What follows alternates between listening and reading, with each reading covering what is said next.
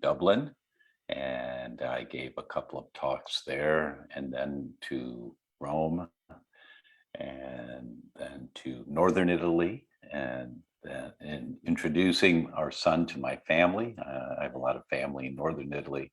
You're live, everybody. Yay. Okay, it's live. Hello, hello. It's Tuesday, 4 o'clock Pacific, 7 o'clock Eastern, midnight in Dublin, 1 a.m. in most of Europe, including here. I'm in Poland right now. 8:30 and 9:30 a.m. Wednesday morning in Australia, 11:30 a.m. in New Zealand, and it's Facebook Live.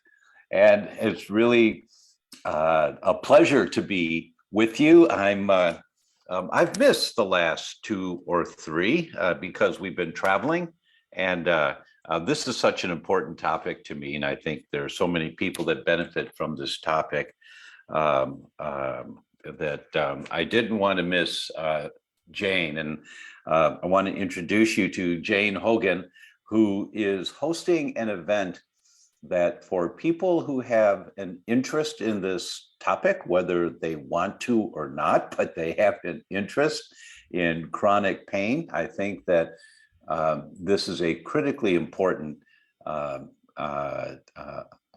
topic, but also announcement to make about what Jane is doing. So Jane, welcome.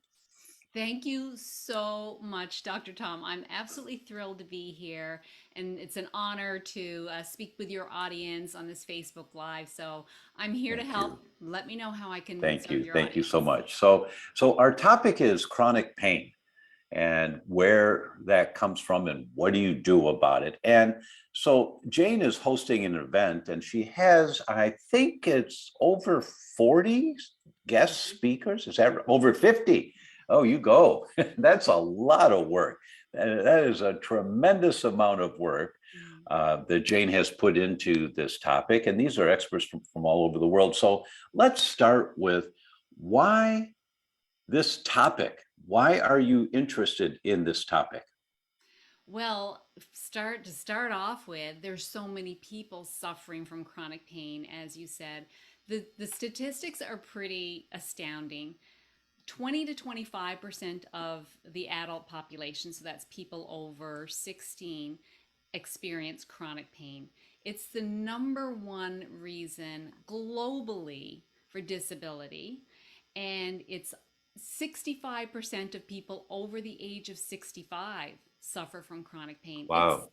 That's an easy statistic to remember, isn't it? It is. 65 over 65. So that makes it easy to be accurate with the statistic. I always look for those little pearls to help me remember and make sure I say accurate numbers. But that's a horrible statistic that people are suffering like that. And we know that there's a opioid epidemic, and people just, they don't, when you're in pain, you want to be out of pain. And I know personally, I was an engineer for 30 years, and then I developed, seemed like suddenly, but it turns out it wasn't, crippling pain, which was later diagnosed as rheumatoid arthritis. But you feel so helpless when you have this pain, and you just want to get out of it. All you want is to get out of it. And we're not really given a lot of choices when we go visit our doctor. A lot of times it's just take some medication, or maybe you might need surgery, or you'll learn to live with the pain. And none of those solutions were the solutions I wanted. So I sought out other solutions, and I reversed the pain naturally. But it was through summits and through your betrayal series, like honestly changed my life. And I found out that there was a different path. And so I just wanted to tell people about this different path. And so I left my engineering career. I call myself the wellness engineer now. And I really wanted to put together an event that of experts that it took me years to kind of piece it together, but I wanted them all together in one place to help other people so that they could not take years like I did. Marvelous. There can be a faster way to do this. So yes, that's the motivation behind it, Dr. Tom. Well, that's the passion, isn't it? I mean, everybody can feel it. And by the way, if you're out there tonight, tell us where you're from. It's always great to see, and post it in the chat. I don't know why, but my phone is not giving me Facebook here. in Poland. So I can't see the comments in Facebook tonight, but if you post them in the chat, we will see them.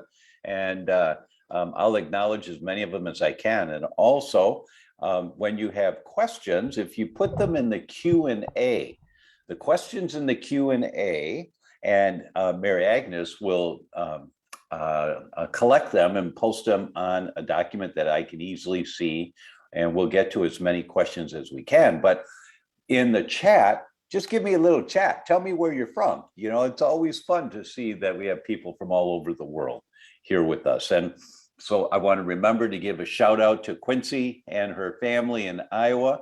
One of my biggest fans. Quincy is, I think, now 11 years old, maybe, Quincy, maybe 11. I'm sorry, I don't remember. I don't know when your birthday is, but I think you were 10 last year when we met. And Quincy's watching us every week. She sits at the dining room table. It's about 6 o'clock in Iowa as they're having dinner, and she is just adamant on wanting to learn about health. So hello, Quincy and family, and hello to everyone out there. Yes. So Jane, you were diagnosed with rheumatoid arthritis. And as you said, I mean, such a pearl, what you said in the beginning. You said, you know, I just got this, and I learned later, really, I didn't, that it was cooking for a long time. And, you know, it's the whole world of predictive autoimmunity. And that is what my book was about, The Autoimmune Fix, which won a National Book Award, which I'm so proud of, you know, that not many health books win National Book Awards. And it's because it really talks about autoimmunity and how it develops and what you have to look for. So what did you find out in your case, Jane? I mean, you went to, I assume, a doctor or more than one doctor when you were suffering. Give us a little of the story behind it. Well, it came on really suddenly. It seemed like suddenly. I'd gone through this like stressful year with my mother dying and, you know, dealing with the aftermath of that. So it seemed very sudden, like because I would get pain in my shoulder, but it was like acute. I had to put my arm in a sling, and then the next day it was the other shoulder. But I had had rotator cuff problems for years. I had had neck trouble for years. I didn't have a lot of digestive issues, but I had had stuff kind of brewing for a long time that I just kind of thought was normal. You know, I was a swimmer, so there was some of this going on.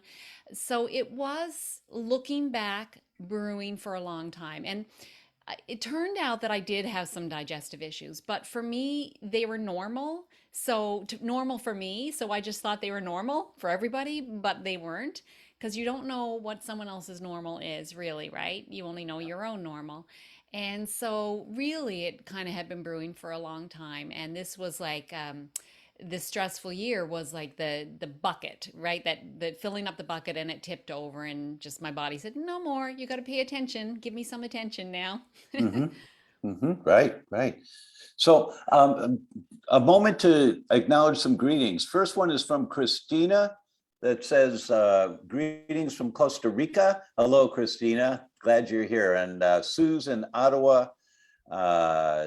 Susan says, it's hard to hear. It's hard to hear Jane. And someone else comments, she's not hard to hear on my side. Is anyone else finding Jane hard to hear? And Don says, good here. And Carol says, yes. And then Val says, yes, less than half the volume of Dr. Tom. So maybe I'll just talk a little softer. I No, I'm moved my teasing. mic a little closer too, so Oh, hopefully that's that better, helps. Jane. That's actually better. Thank you.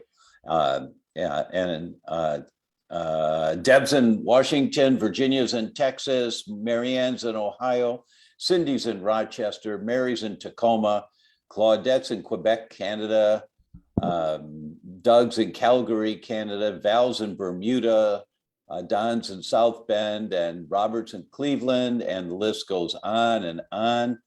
And we will continue. Yeah, watching from the middle of England, that's Jane Corinne. Hi, Jane. Thank you so much. We were in London last week. I gave 3 talks in London last week. Hello from Trinidad and Tobago. And that's it's 2 I's, like I or LL. Thank you so much and welcome. from Trinidad and Tobago, Carolyn's in Bethlehem, and the list goes on and on. We have a question here from Amal. With all the toxins and stressors these days in our world, do you feel that muscle testing, aka applied kinesiology, still works? Is there too much energetic interference going on as some functional practitioners are suggesting? To be sure of accurate results. Thank you. That's a really good question, Amal. And I cut my teeth on muscle testing and applied kinesiology when I was just coming out into practice. I had over 400 hours by the time I was just graduating in my first year in practice with the founder of applied kinesiology, Dr. George Goodhart. And I cut my teeth on muscle testing. That's where it all began. And it was an extremely helpful diagnostic tool. This was in 1980, 1981, 82. But your question's a very good one, because I've had a similar thought. Now, last weekend, I was in London and I shared the stage with one of the greats in the field of diagnostics and incredible clinician, Dr. Dietrich Klinghardt. Dr. Klinghardt is just on another level of results. He's a highly courageous man to talk about and do the protocols that he does, irrespective of what traditional physicians might think of him. They've tried to pull his medical license a few times, but he's always very clear, and pure science, and never exaggerates. And he still uses muscle testing as his primary diagnostic tool. And he now uses the Zoomer tests also. He came up to me and said, Tom, I heard you speak in Seattle 3 years ago about these tests, and they've been very helpful tests. And we'll talk about them tonight a bit, but he still advocates muscle testing. So I have to say, my personal experience is that I do not use muscle testing anymore, because there's something called operator prejudice, meaning, the operator, the person doing the muscle testing, may have an idea of what the problem is and then can influence the results of muscle testing. And that happens on occasion. But I found that I'm just more comfortable with really good, accurate tests, which we now have with the Zoomers. But so my bottom line answer to you is it's the practitioner. The practitioner makes the difference. And because one of the greats in the field, who I have great respect for, Dr. Klinghardt, is still using muscle testing as his primary diagnostic tool. And he even referenced it. He said, you can spend thousands of dollars on really good tests, or you can do some muscle testing, and it often gives you a lot of good answers. Jane, is there anything you'd like to add to that? I would actually, because several of the practitioners I've spoken to talked about muscle testing, but Dr. Bruce Lipton, I interviewed him for the summit, and he gave a really great explanation for muscle testing and why it works and so on. But he also talked about what you've just mentioned there, the practitioner bias, and making sure, like, not even doing, say, that arm test with someone who might be affected by the outcome. So to always be working with someone that has so far removed that they wouldn't benefit or not benefit by the result. So interesting. That's the power of our minds, right? How powerful they are. It truly is. It truly is. So let's move on. Let's go back to your story now about rheumatoid and what your realization was. How was it that you found out what your pain was? I think for myself, at first, it was Dr. Google. Once I started researching, I was like, this is sounding like rheumatoid arthritis. Mm-hmm. And by the time I saw a rheumatologist, it takes a long time in Newfoundland to actually get in. That's where I live, in Newfoundland, Canada. It takes a long time to get in to see the specialist. And so by the time I actually saw the specialist, I had already watched Betrayal. And so I was already on a bit of a path to healing. And so when he said, "I'm afraid to tell you that you have rheumatoid arthritis," I'm like, "Oh no, I know that. But I'm already, I'm already on my path to healing, so it's okay." And actually, he was very supportive of what I was doing and saying what you're doing might be what we're going to tell people to do down the road. We just don't have enough clinical trials right now.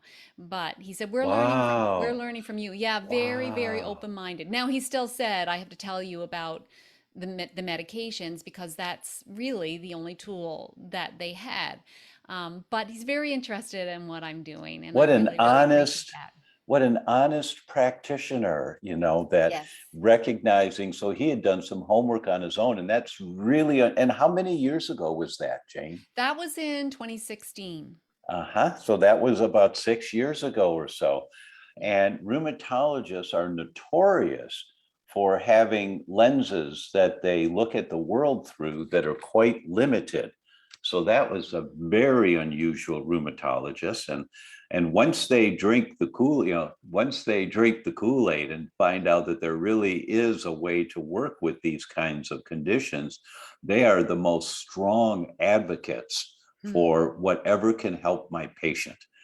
So that's really great that you found one like that who was supportive, didn't know Yeah. much of what to say to you, but was supportive. That's really Yeah. great. Yeah. Very And much. did you have blood tests in the beginning to Yes. confirm? Yeah, it was confirmed with blood testing for Mhm. sure. So I confirmed it myself with my symptoms and Dr. Google, but my rheumatologist, it was through blood testing. And then, of course, a physical test as well. So Got there's it. no doubt that what it was, but it's inflammation, right? You talk about inflammation. And so it's inflammation. It was my gut I had to work on. And so that's where I began doing the work. Got it. Great, great. We got a question here from Mia, and Mia is a longtime follower. I recognize her, and she said, Dr. Tom, we had booked for your lecture in London, but my partner, Kevin, had a minor heart attack in Ireland on Friday, so could not attend. He's watching tonight. Hello, Kevin. Glad you're okay, man, or glad that you're on the road to recovery. He's watching tonight. We are so sad to have missed the day. We're back in Wales getting tests done as they would not in Ireland. Thank you for all you do. You saved my life 4 years ago. Now I need to help save the love of my life. Oh, that's really great. So, Kevin, the question is, and Jane could say the same thing because it doesn't matter if it's rheumatoid or a heart attack or multiple sclerosis. The question is, why did your body have a heart attack? How were you set up for that to happen? You, of course, want to do immediate therapies if necessary, just to calm everything down.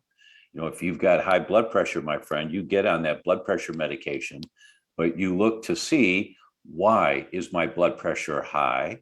And the rule is test, don't guess, do the proper tests. And Mia, the announcement I made in Ireland was that the Zoomer tests are now available for practitioners in Europe. It's a bit of a hassle to get them, but I got them to finally agree to do it. So you can order the test directly from Vibrant Wellness. You go to their website and you open an account as a practitioner, and you can use the code small b, capital V for vibrant, capital V, vibrant. So B vibrant. You use that code on checkout. And if you order at least $600 worth of tests, they give you a $400 discount on your first order.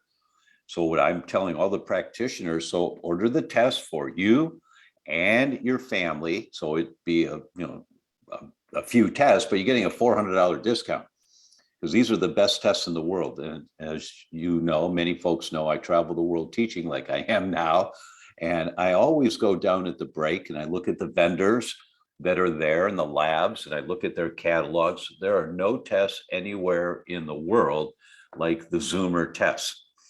So you look, there's two tests I always recommend to begin with, and that is the wheat zoomer, because it also, not only is it the most comprehensive test for wheat, but it includes the most comprehensive test for intestinal permeability, the leaky gut. And so we always do the wheat zoomer because Kevin, I'm not sure, how much you may have been studying this in the past, but leaky gut is the gateway into the development of chronic inflammatory diseases. And I will assume that your heart attack was from a chronic inflammatory condition, which means the leaky gut's involved. And you didn't have a heart attack because of a leaky gut, but you can't have a chronic inflammatory condition without a leaky gut. So that's a component that you want to address.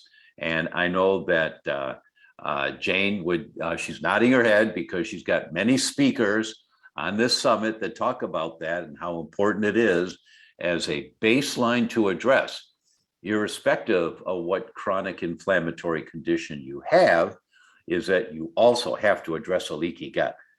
And the rule is test, don't guess. Now, when you do testing for cardiovascular health, what most doctors will do is a cholesterol, a total cholesterol, and the good guys and the bad guys, the HDLs, which are the good guys, high density lipoproteins, and the LDLs, which categorically are the bad guys. Turns out LDLs are not the bad guys. LDLs are the raw material that all our hormones are made from.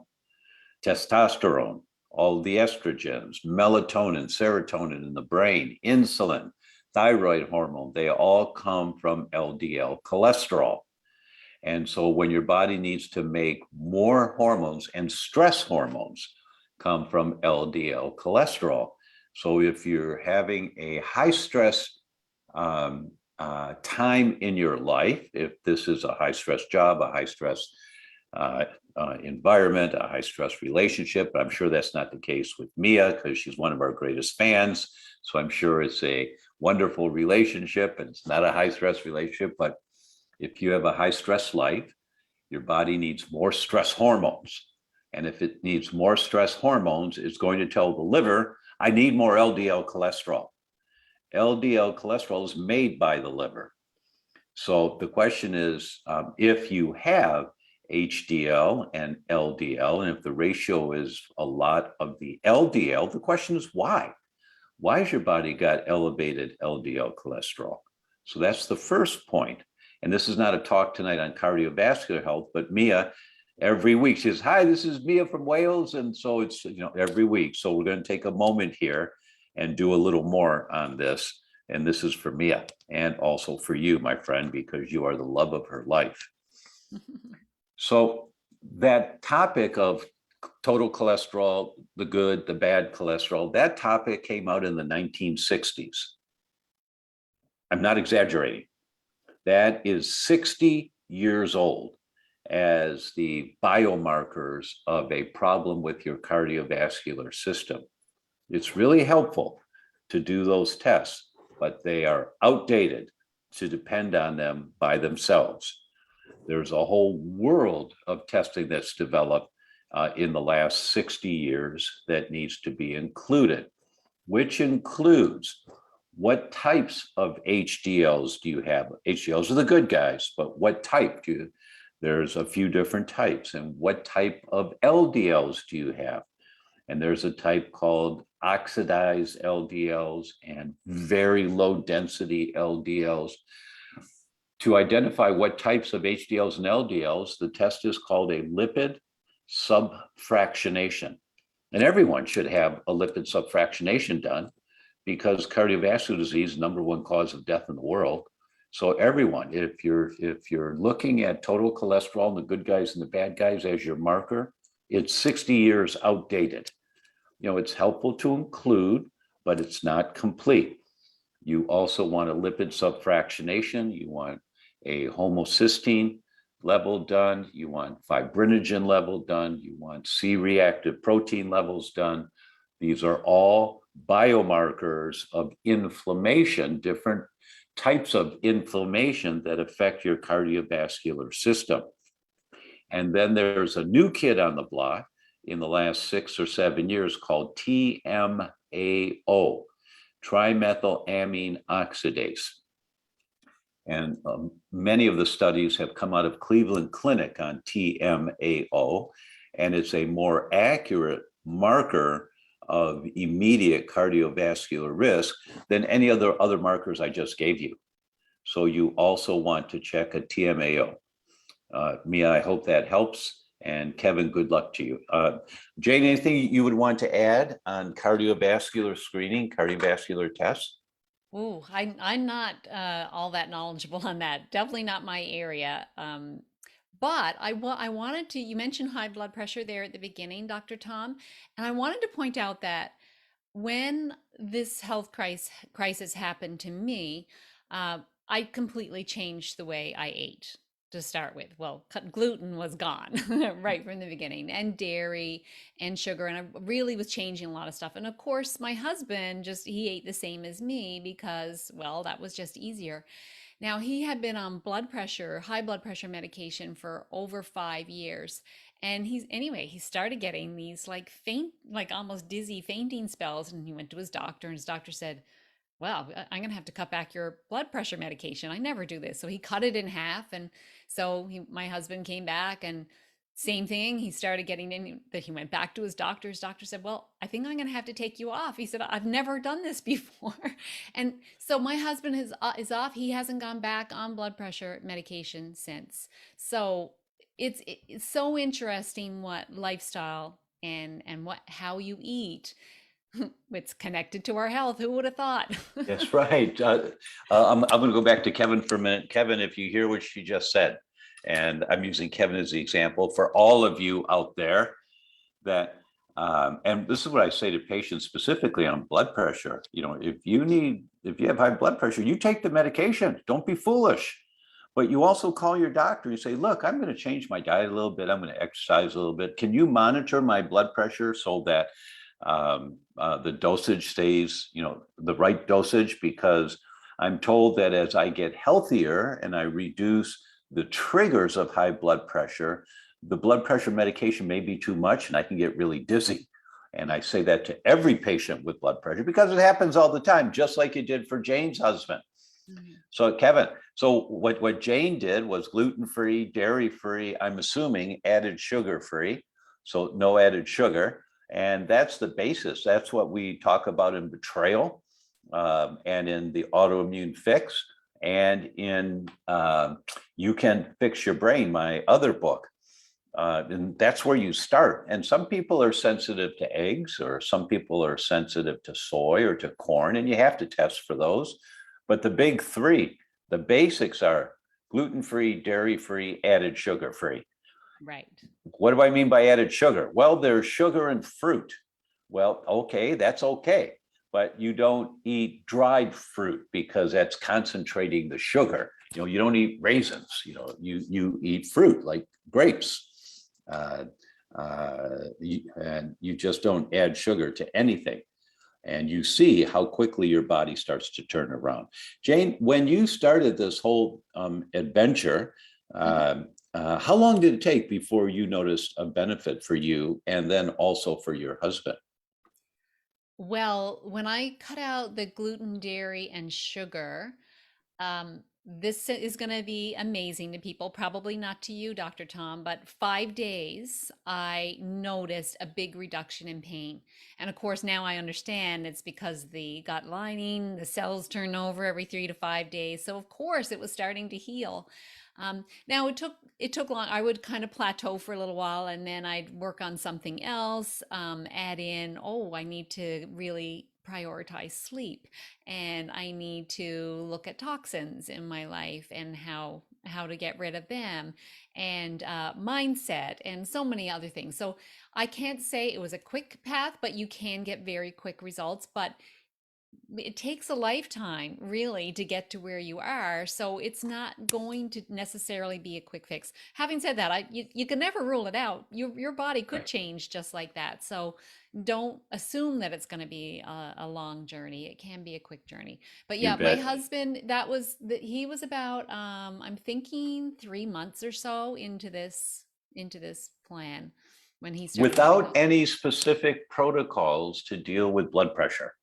Yeah. And there's nutrition that's been shown to be helpful. Vitamin E has shown to be helpful. There's a number of different studies on different pieces of nutrition. You didn't do any of that.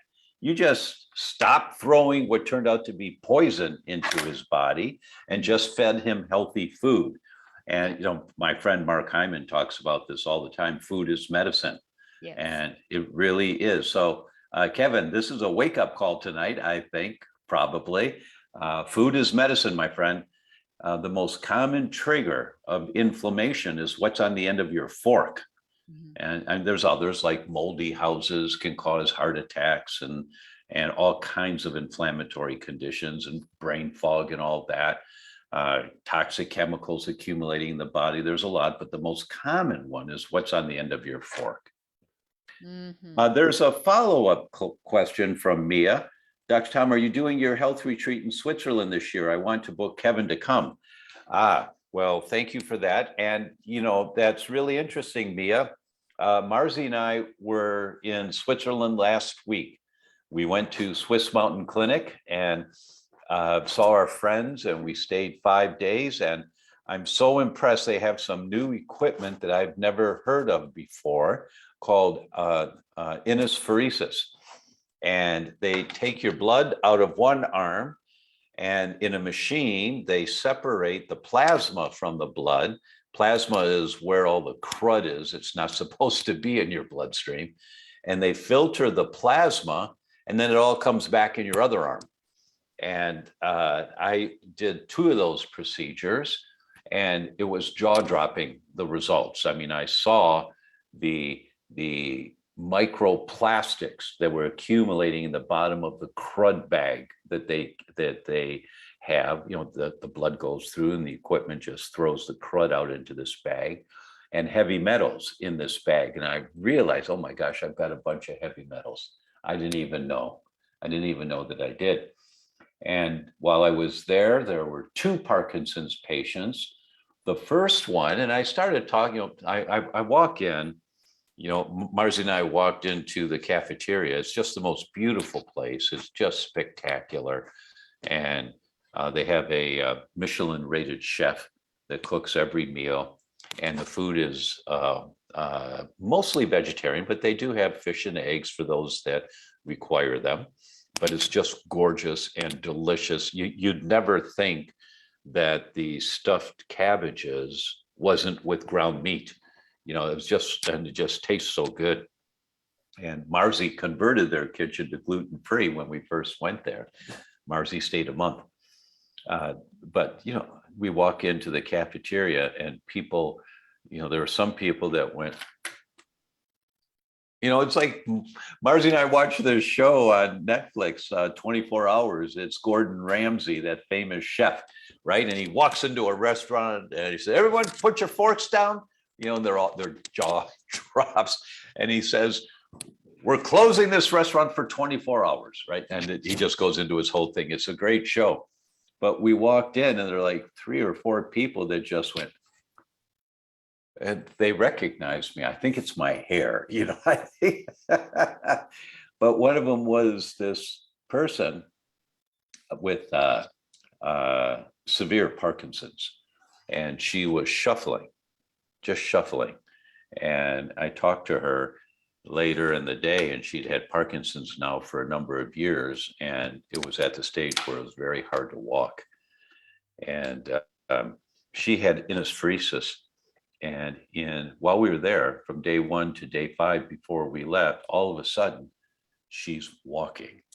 And she's walking with a stride, not little shuffles.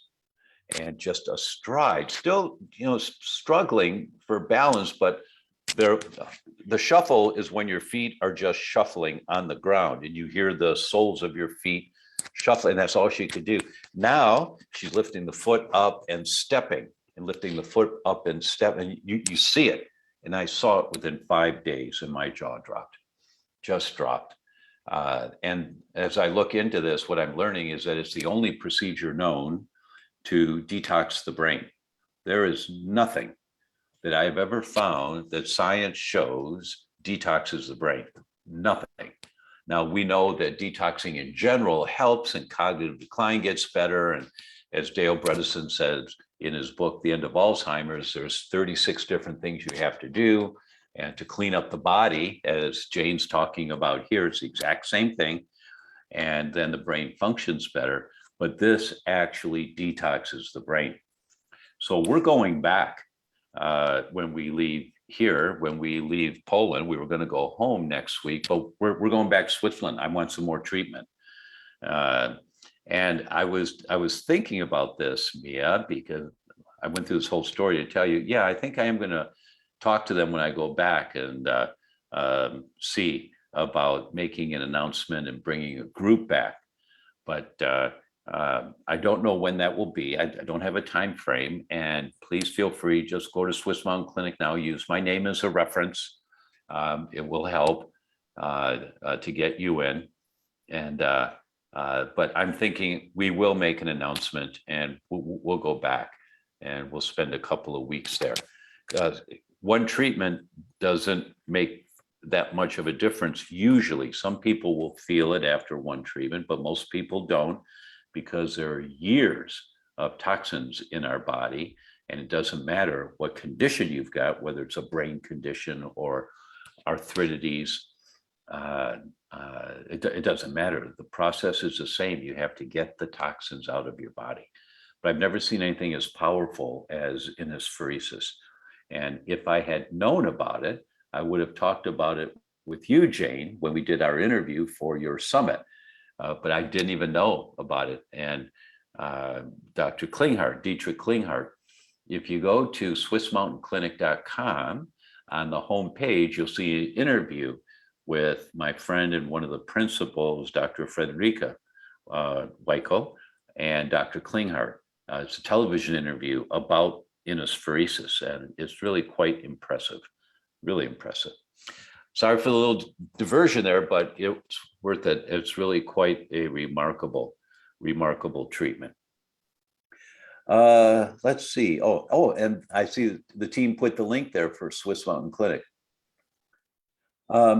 Anonymous question from our group. How can we prevent those who are on opiate drugs by prescription from becoming addicts to this class of drug?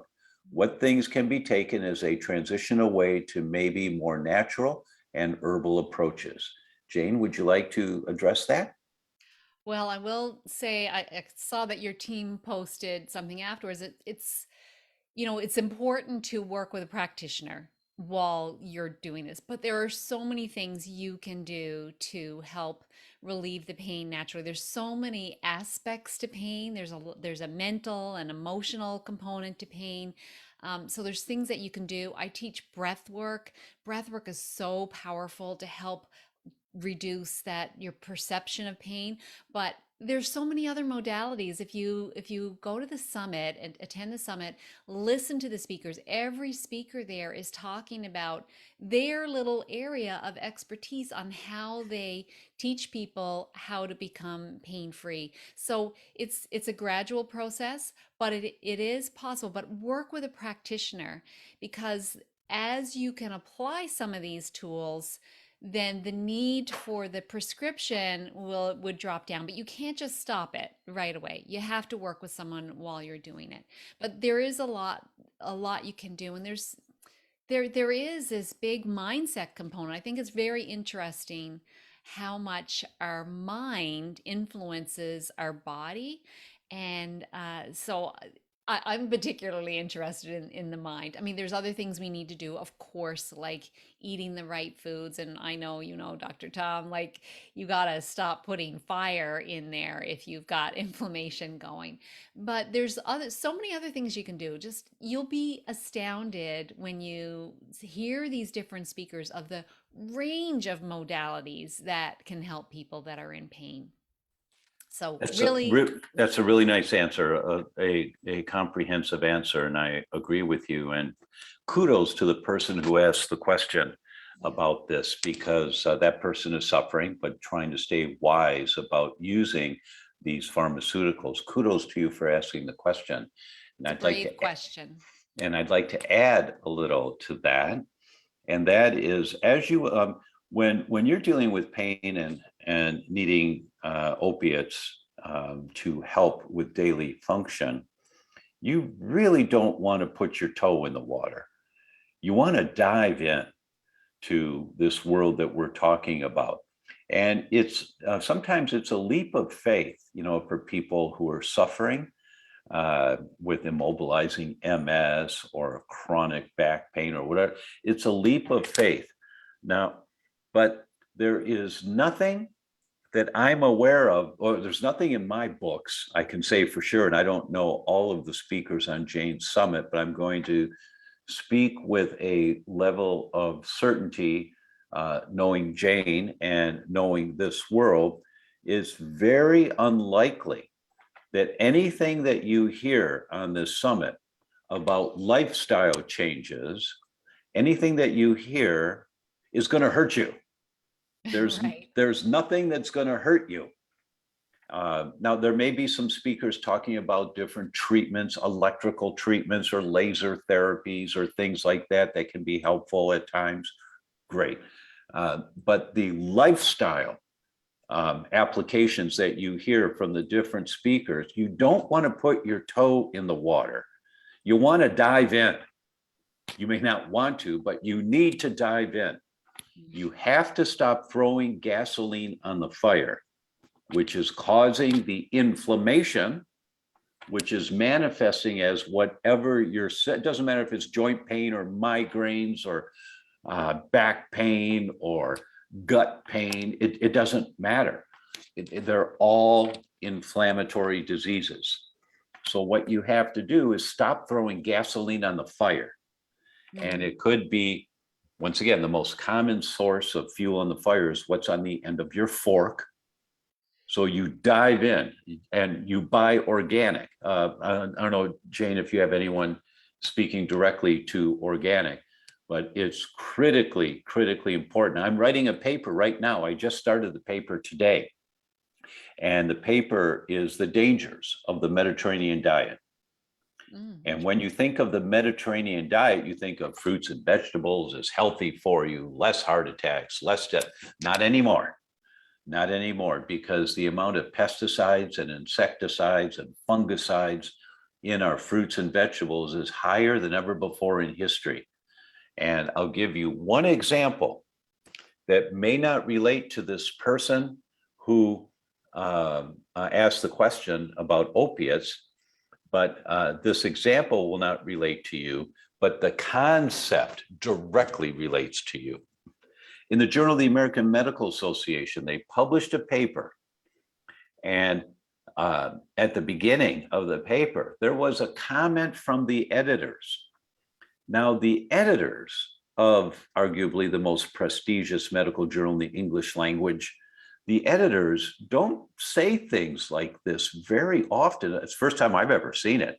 In 40 years of reading research, I've never seen the editors of JAMA say, "This is an elegant study with sophisticated biomarkers to identify a subclinical trigger for these symptoms." I said, whoa, the editors of the journal said this. Oh, I have to read this paper. And they took couples who are at assisted fertility centers, meaning they're spending tens of thousands of dollars to try and get pregnant and to have a baby. Tens of thousands of dollars. Some of you may have gone through this or had family members or friends that have gone through it. And they ruled out all of the other differences in the couples, and they were able to isolate this one difference. And the difference was, how many fruits and vegetables do these people eat as a couple? And they put them into 4 categories: the lowest amount of fruits and vegetables, the next, the third, and the highest amount of fruits and vegetables. And we all think, oh, the highest amount of fruits and vegetables, that's the healthiest thing you could do, right? And what they discovered when they compared the couples eating the highest amount of fruits and vegetables compared to the couples eating the lowest amount of fruits and vegetables, the couples eating the highest amount of fruits and vegetables were 18% less likely to get pregnant, eating the highest amount of fruits and vegetables. And that was enough by itself. But if they did get pregnant, they were 26% less likely of having a live birth, meaning they were 26% more likely to have miscarriages and stillbirths. That's like, Sad. what? What? And the editors of JAMA, the Journal of the American Medical Association, this is an elegant study with sophisticated biomarkers. You can't argue with this study. And what this tells us is that conventional fruits and vegetables are very toxic. They have lots of good things in them for you, but there's so many pesticides and insecticides and fungicides, and this crap accumulates in your body over time, and they become what's called endotoxin, toxins inside your body. They keep feeding the fire of inflammation. So one of the first things you do for this opiate question and for everyone else, you eat organic. You set yourself up to find organic produce. And sometimes it takes a little while to do it, depending on where you live, but you eat organic. And it doesn't have to be certified, USDA certified organic. You just need to find a farmer. Go to farmer's market. It's the summer now. Go to farmer's market, find some organic farmers and talk to them and see, and ask them, why are you growing organic? And just look in their eyes when they talk to you and you say, you know what? I believe that person. I believe that person takes pride in what they're doing to produce the healthiest food possible. Mm-hmm. But that is a critically important concept. I'm going to rock the world when I say the Mediterranean diet is not good for you. It's going to rock people's world because we've all thinking fruits and vegetables are great, and they're supposed to be, but they're being poisoned. And you can't taste it when you're eating them. You can't feel it, that it's accumulating in your body, but it's causing that gasoline on the fire. More inflammation, more inflammation. So especially for reducing the need for opiates, especially for that, you want gluten-free, dairy-free, added sugar-free. And if you need to, do the test, do the wheat zoomer, do the dairy zoomer, do the lectin zoomer, especially the lectin zoomer for pain, especially lectin zoomer. So those three would be the ones that I'd recommend. There's like 10 or 12 different zoomers, and the others are very valuable. And the other thing I wanted to say about jumping off on Jane's answer, and she's absolutely right, you have to find a practitioner to work with, but you don't have to find a practitioner in your hometown. Yeah. You can do virtual visits. So you can do, my team, I closed the clinical services department of theDr.com at the beginning of this last year because it was giving me gray hair just trying to manage everything. That's a joke, but we still refer. I refer all of my patients to Michelle Ross, who was the director of clinical services. Michelle's a good friend and she's a brilliant practitioner, and you can work with her remote. And she's at michelleross.com. We'll put the link here for you. And there are many other good practitioners that do virtual. Just look for a certified functional medicine practitioner. And you can do it remote. If you don't have somebody in your town, that is not a problem. Jane, anything else you want to add to that? Here's another point to think about. I heard over and over again people saying, or the experts saying that pain is not the problem. It's the body telling you that there is a problem. And the other thing about pain is that it's information. So I know what it's like to be in pain, but I know that some people have terrible pain, and it's just maybe it's too difficult to live with and you need to settle it down a little bit. But I kind of looked at it as the pain was information, and if I masked it with painkillers, then I was losing some information. So if I had been masking with painkillers, I wouldn't have known, for example, that the changing, cutting out the gluten, the dairy and sugar made a difference, right? I knew it made a difference because that's the only thing that had changed, and I wasn't masking the pain. So seeing pain in a different light, and in that light as information that your body is giving you, um, that's something else to consider. That's something Right. else to consider as part of the equation. Right. Jane, I'm going to switch gears here. Oh, but there's one question I'm just going to answer really quickly from Kim, and that is, do you think ozone treatments injected into joints help? Yes, Kim, they can help, but your joint pain is not because of a deficiency of ozone in the joint, right? So it's temporary. It won't long-term make the difference. You have to reduce the inflammation that's triggering all this. But yeah, ozone works. I had my blood drawn in Swiss Mountain Clinic. They take 100 milliliters of your blood and they run ozone through it. And then they put it back in the other arm. That's another treatment they do. And ozone is a great antioxidant. It helps with a lot of different things. So yes, it can be helpful, but that's not going to solve the problem. But where I want to go, Jane, with you in the time we have left is the idea of dopamine fasting. And that's one that I have been surprised to learn about. Dopamine is a feel-good hormone in the brain. And for many of us, we are addicted to dopamine rushes. And we don't know we're addicted, but the average now is now somewhere around 3 hours a day that people are spending on their cell phones. And they're in Facebook, they're in social media, they're doing games, they're doing videos. That's the average. And it's addictive. Doing Facebook's addictive. And you find, oh my gosh, I've just spent an hour and a half here doing this, and it's designed to capture you. And the way they do that, the screen is set up, the colors, the information is designed to stimulate your body to have a dopamine release, a feel-good hormone. So it's addictive. It's very addictive.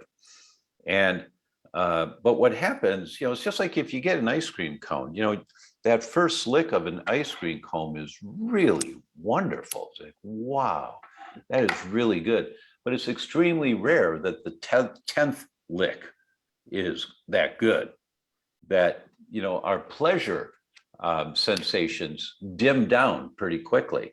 Mm-hmm. So the stimulus when you're playing a game on your phone dims down pretty quickly, and you got to go back to the beginning. You got to try again. They get you all wound up in there. So there's this whole thing about dopamine and finding some balance with dopamine. Do you have anyone on your summit that's talking on that topic? Not specifically on dopamine, but I know, and this might be the opposite, Dr. Tom, of dopamine, but more about stress hormones and how we can get addicted to stress hormones. Exactly. It's the same thing. Yeah, and so this cascade of hormones going through our body, we get addicted to that, and then we get addicted to a stressful life that we don't even like, but we're addicted to it anyway. And right. That keeps us in this state of stress, which is not a healing state, as you know.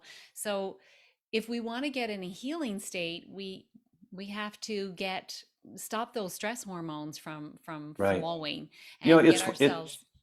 It's why people watch the late night news, is Mm-hmm. because it gets their stress going. Yeah. It's so very common to see.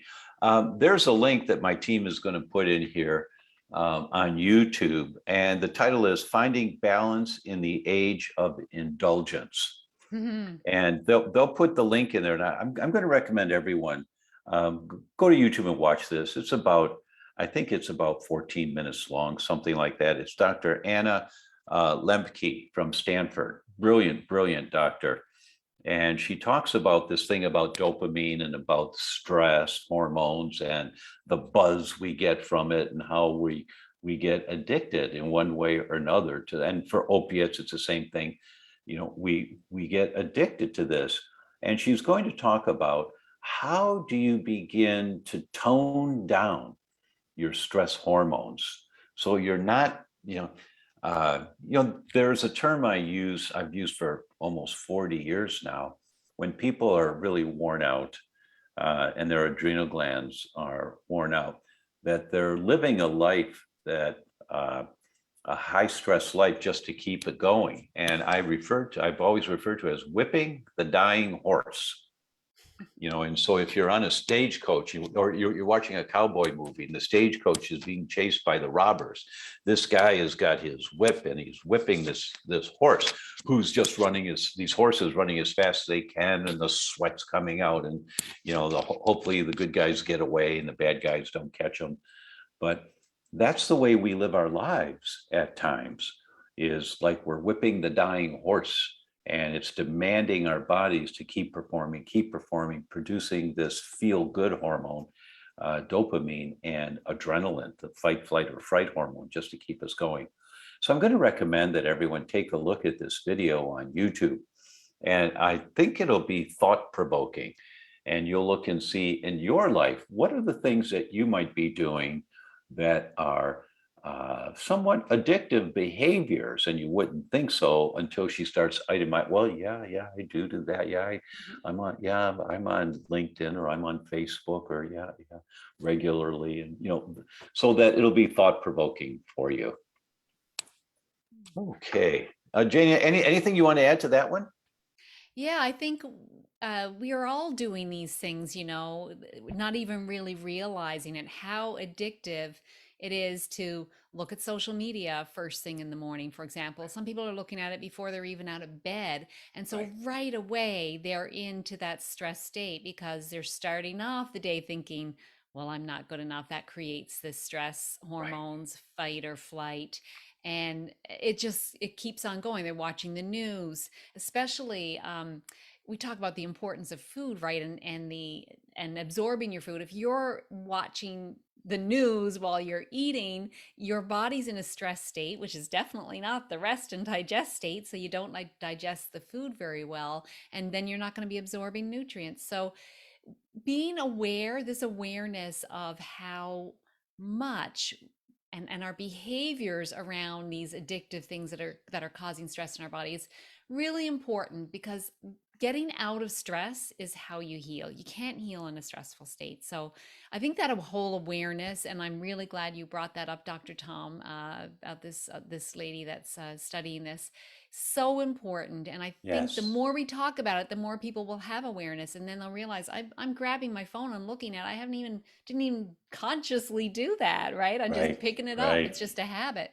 So being aware of those habits is really key. Marvelous.